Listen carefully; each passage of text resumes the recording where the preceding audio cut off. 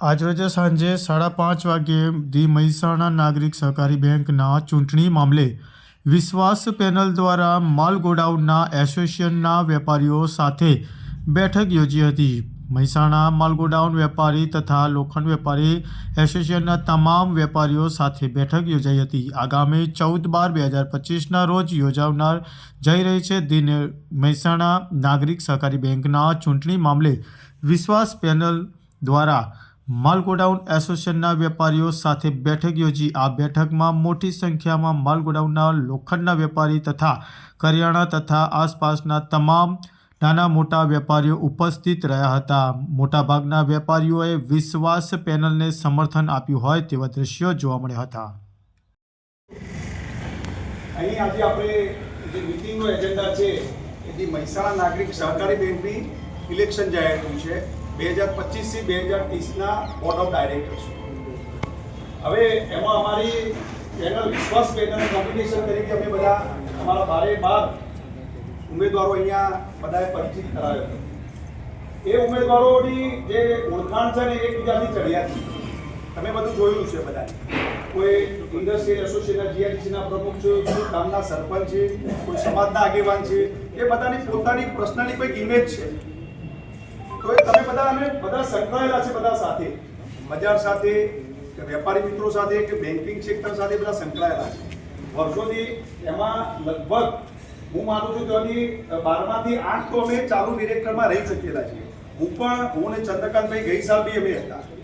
એમનું બધાના ખોટા આક્ષેપો એવું કહેવું છે કે ભાઈ બધા મનુભાઈ ને અરવિંદભાઈ બધા ઉંમરલાયક થઈ ગયા અને એમનો વિકાસ નથી અને કોઈ કામ કરતા નથી. પણ એમની સાથે કેડરમાં બીજી નાની એજવાળા જેવો કે હું આવ્યો ગઈ સાલ, ચંદ્રકાંતભાઈ આવ્યા, આ વખતે ગિરીશભાઈ આવ્યા, આ બધી નવી કેડર છે, લલિતભાઈ આવ્યા. એ નવી કેડર એમને તૈયાર કરવાની નેમ કરી. એ નેમ કરી અને બેંકનું સુકાન સોંપવાની અમને ગઈ વખતે કહેતા હતા કે હું અંકલેશ્વર છું, હવે મારી જોડે ટાઈમ નથી. એ અમને સોંપવાની વાત કરે છે. પણ એકદમ આ બેન્કિંગ ક્ષેત્ર છે, આરબીઆઈના રૂલ્સ રેગ્યુલેશન પ્રમાણે બેંક ચાલતી હોય છે. એમાં ઘણા બધા પરિબળો કામ કરતા હોય. એવું નથી કે આપણી દુકાન હોય તો એમને એવું કેવું છે કે બ્રાન્ચો નથી વધારે ઘણા ટાઈમ.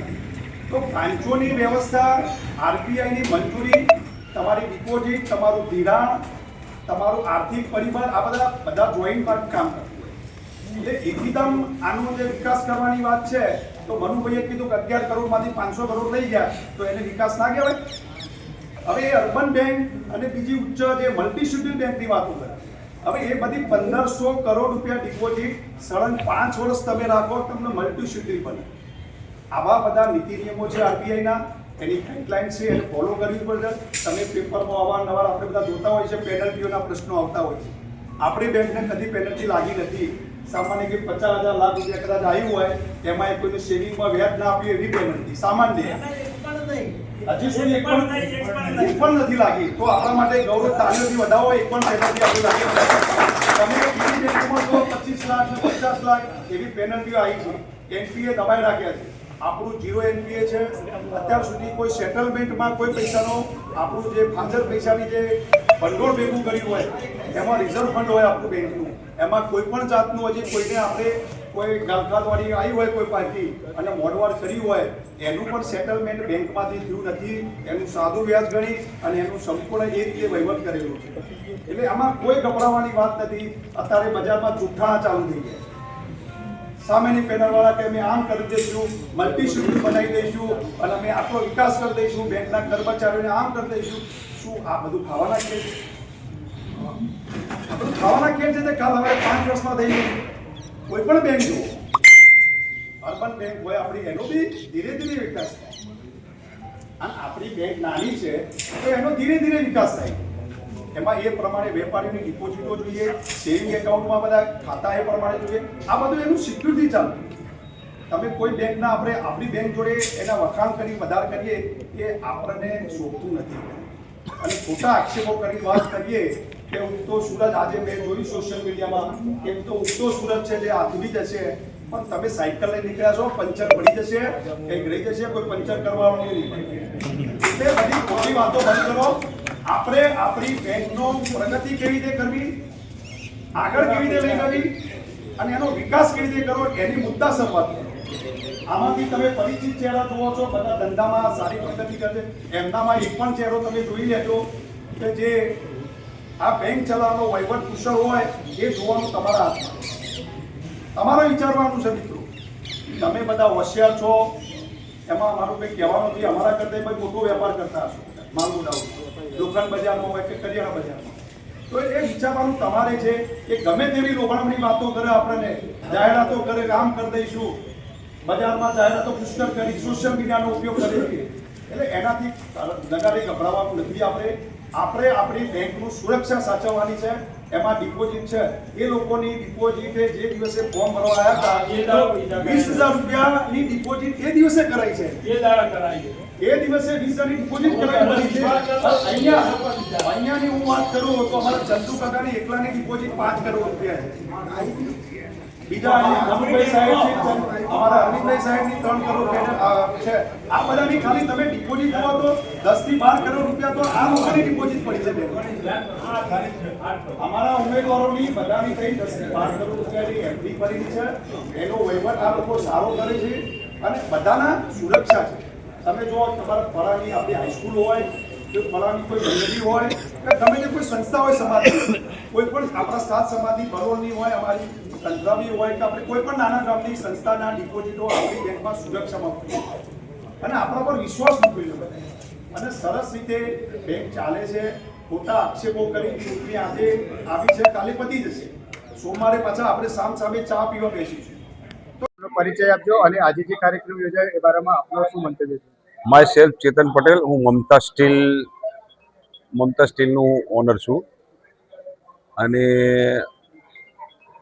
આજે જે અહીંયા મિટિંગ થઈ અને એ મિટિંગ જોડે તો હું પહેલાંથી ઓલરેડી કનેક્ટેડ છું અને એમનો મને બહુ સારો એક્સપિરિયન્સ પણ આગળ થયેલો હોય અને એમનું કામકાજ બહુ સારું હોય. એકચ્યુઅલી મારી ગાડીની લોન જ્યારે મારું મમતા સ્ટીલની હું મારી પર્સનલ જ વાત કરું, જ્યારે મારું મમતા સ્ટીલ બોર્ડ ચાલુ થયું એ વખતે આ જૂની વિશ્વાસ પેનલે મને 10 લાખ રૂપિયાની લોનથી સહાય કરી હતી, જે વખતે વિધાઉટ મોર્ગેજ. અને આજે મારી પેઢી સક્ષમ હોય, આજે હું પોતે સક્ષમ હું, આજે સારું એવું કમાવું, એ વિશ્વાસ પેનલની આભાર છે, જે જૂની પેનલ હતી એમને. એટલે આવું લોકો એમને મારી સાથે કામ કર્યું હોય એ બદલ એમનો હું ખૂબ ખૂબ આભાર માનું. એટલે તમે પણ બધાને એવું છે જે પણ કે તમે અમુક લોકો કે ભાઈ પૈસા નહીં આપતા, એ જેની સાથે જે બન્યું હોય એનાથી કોઈ નિસ્બત નહીં. હું મારી પર્સનલ જ વાત કરું. મારી મમતા સ્ટીલની 10 લાખ રૂપિયાની લોન એમને મને પહેલા જ મહિને આપી હતી, વિધાઉટ ડોક્યુમેન્ટ, એટલે વિધાઉટ મોર્ગેજ વગર. અને આજે એ પેઢી એટલી મોટી બની છે કે જે આજે એનો પાયામાં એમની ઈટ એમની છે. તો એમનો હું તો ખૂબ ખૂબ આભાર માનું. બીજા કેવા અનુભવ તમને બેંક તરફથી થયેલો? બીજો એક અનુભવ હોય, મારી સોસાયટી, હું રહેવાનું કુનાલ રેસિડેન્સીમાં રહું. મારો જ એક પર્સનલ અનુભવ હોય કે મારી સોસાયટીમાં રહેતા એના છોકરાને કેનેડા મોકલવાનો હતો, પણ એને અન્ય બેંકે એને રિજેક્શન આપી દીધું. અને આ જ બેંકે મેં ખાલી એક ફોન કરવાથી, જેના અંદર સાક્ષીમાં મેં સહી કરેલી છે, એને લોન પણ પાસ કરી. આજે એનો છોકરો અને એની છોકરાની વાઈફ બંને જણે ત્યાં બધા સેટઅપ થઈ ગયા અને આજે તો છોકરો વેલસેટ. એ મને મારો ખરો ખૂબ ખૂબ આભાર માને અને બેંકનો પણ ખૂબ આભાર માને. એટલે બેંકે આ બધા કામ કરેલા છે. એટલે જે લોકો આક્ષેપો લગાવતા હોય એ એમની વાત, એમના જે અનુભવ થયો હોય. બાકી મારી રીતે મને કોઈ એવો અનુભવ થયો નહીં. મારી ગાડીની લોન લેવાની હોય તે સિવાય મારી બીજી કોઈ પેઢીમાં મેં સાક્ષીમાં સહી કરી હોય, મને આજ સુધી કોઈ અગવડતા જેવું કોઈ બેંકમાં લાગ્યું નથી કે એવો કોઈ વહીવટ લાગ્યો, એવો કોઈ વહીવટ લાગ્યો નથી કે જેના અંદર કોઈ ગોલમાલ થઈ હોય કે એવું થયું. એવું મને પર્સનલી કંઈ લાગ્યું નથી. પછી લોકોને જે કહેવું હોય એ કહી શકે. Okay, thank you. આપનો પરિચય આપજો અને આજે જે કાર્યક્રમ યોજાયો એ બારામાં શું કહેવા માંગશો? મારું નામ પટેલ સુનિલ કુમાર શિવાભાઈ. લોખંડવાલા આયર્ન વર્ક્સ મારો લોખંડનો બિઝનેસ છે. આજે મહેસાણા નાગરિકનું ઇલેક્શનની અમારા ત્યાં વિશ્વાસ પેનલની મિટિંગ થઈ અને એમને સ્પષ્ટ બહુમતીથી જીતવાની અમારી સૌની અપીલ હતી વેપારી મિત્રોની. આપનો પરિચય આપજો અને આજે જે કાર્યક્રમ યોજાયો એ બારામાં આપ શું કહેવા માંગો છો? હું લોખંડ બજાર એસોસિએશનના જૂના પ્રમુખ, એક્સ પ્રમુખ તરીકે છેલ્લા ઘણા વર્ષોથી રહ્યો છું. 15 વર્ષ લગભગ પ્રમુખ અને મંત્રી તરીકે રહ્યો અને લોખંડ બજારમાં વર્ષોથી રહીએ અને આ બધા જે બી અહીંયા ઊભા છે એમાંથી બધા લગભગ લોખંડ બજારના પરિચિત વાળા જ છે. આજે જે કાર્યક્રમ યોજાયો એ બારામાં શું કહેવા માંગશો? આજે જે બેંકની ઇલેક્શન વિશ્વાસ પેનલનો એક મિટિંગ હતી અમારા લોખંડ બજાર એસોસિએશન, એ સિવાય કરિયાણા બજાર અને પાઇપ બજારના બધા વેપારીઓ આવ્યા હતા સારી એવી સંખ્યામાં. અને બધાને એક જ એવો વિશ્વાસ છે કે ભાઈ આ વિશ્વાસ પેનલ જીતી શકે. શું મંતવ્ય લાગે છે ઇલેક્શન બાબતે? ઇલેક્શન તો હવે જરૂરી છે, થઈ ગયું છે, પણ આમ તો ના થવું જોઈએ, પણ બની ગયું ઇલેક્શન થયું છે, તો હવે થોડી મહેનત કરવી પડે, પણ વિશ્વાસ પેનલવાળા બધા જૂના જ છે અને બધા વ્યવસ્થિત છે, તો લગભગ જીતી શકે. પરિચય આપજો અને આજે જે કાર્યક્રમ યોજાયો એ બારામાં આપનું શું મંતવ્ય છે? મહેસાણા માલગોડાઉનની અંદર પાઇપ તથા લોખંડનો વેપારી અને કામ કરીએ છેલ્લા 40 વર્ષથી. મહેસાણા નાગરિક સહકારી બેંક ત્યાંથી પાયામાંથી જ્યારથી સ્ટાર્ટ થઈ ત્યારથી અમે એના ફાઉન્ડર છીએ. આજે બેંક સાથે જે કંઈ વ્યવહાર માલગોડાઉન હોલસેલનો વેપારી જે કોઈ હોય એ નાની બેંક સિવાય એનું ચાલતું નહોતું.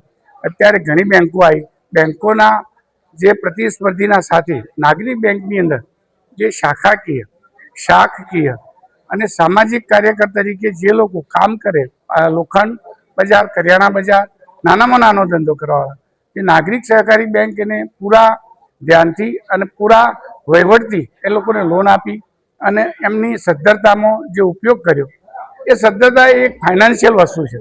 આજે પ્રાઇવેટીકરણની બેંકો જેવી કે HDFC, કોટક, એ બેંકોની સામે જે કોમર્શિયલ બેંકો જે છે આજે, એને જો પડતીનું કારણ હોય તો નાના વેપારીઓ પોતે ત્યાંથી લોન લેવાનું બંધ કર્યું. કારણ કે એનો વહીવટ હોવો જોઈએ, કુશળ વહીવટ હોવો જોઈએ, જેમાં પબ્લિકનો વિશ્વાસ હોવો જોઈએ, અને જે ડિપોઝિટો આવે એ ડિપોઝિટના ઉપર એટલો ભરોસો હોવો જોઈએ કે જે ડિપોઝિટરો છે એ લોકોનો બેંક પ્રત્યેનો વિશ્વાસ હોવો જોઈએ. એ ક્યારે વિશ્વાસ આવે કે જ્યારે એનો વહીવટ કરતા આખી પેનલ વિશ્વાસુ હોય, સમજદાર હોય અને પોતે ફાઇનાન્શિયલ સક્ષમ હોય, તો જ એવા લોકોના બેંકની અંદર વહીવટમાં આવવું જોઈએ. એવા વહીવટ કરતા જે કોઈ બેંકની હશે એ બેંકની પ્રગતિ છે.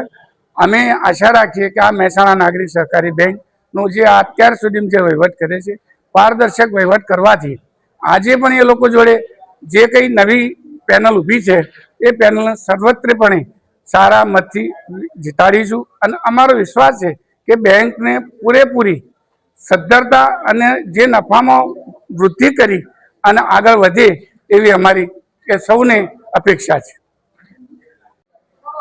આપનું પરિચય આપજો અને આજે જે કાર્યક્રમ યોજાયો એ બારામાં શું કહેવા માંગશો? મારું નામ પટેલ સુનિલ કુમાર શિવાભાઈ, લોખંડવાલા આયર્ન વર્ક્સ મારો લોખંડનો બિઝનેસ છે. આજે મહેસાણા નાગરિકનું ઇલેક્શનની અમારા ત્યાં વિશ્વાસ પેનલની મિટિંગ થઈ અને એમને સ્પષ્ટ બહુમતીથી જીતવાની અમારી સૌની અપીલ હતી વેપારી મિત્રોની.